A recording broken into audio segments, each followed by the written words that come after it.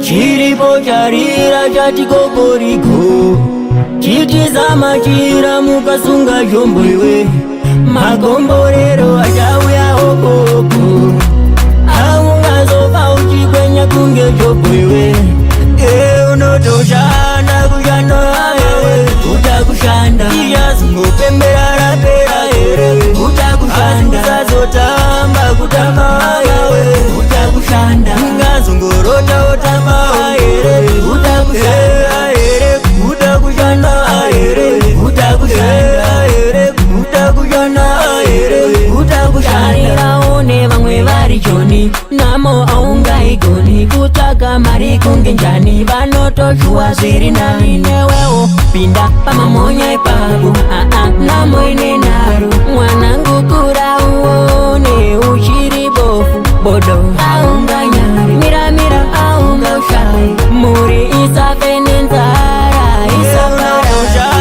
kushanda wewe utakushanda iyazungopembera rapera ere utakushanda zazotamba kutamba wewe utakushanda ngazungorota otamba ere utakushanda ere utakushanda ere utakushanda ere utakushanda ere utakushanda akapikira chese chinouya chinondiwa nadiripo ndiri muzango ndiri kupima saka ndasunga mangwiro inombozunga kuti nganganga kushanda pasina muripo ama upenyu mutoro urarira mandire paripo vakamirira kuda kushora zvichinge zvaramba ama ukakendenga ukaterera shungu dzaparara zvaita vana vevamwe newewo itawo zvaita vakone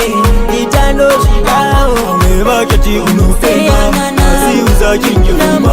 ama uzadzore chimbo sivachawatisa saka kukuta kushanda kushanda mawe utakushanda erewe utakushanda erewe ngaze kutamba kukuta kushanda kushanda mawe utakushanda erewe utakushanda erewe chiripo charira chatikogori chazongopembera chitizama chira mukasunga chonga zongorota otamaorero achauya oko yazongopembera raungazopa uchikwenya kunge jofa zongorota otamba aiwakandirege ndishande yazongopembera rapera dzimwe namo ndingakunde yazongorota otamba aiwakandirege ndiende natani aramba kudona setine pari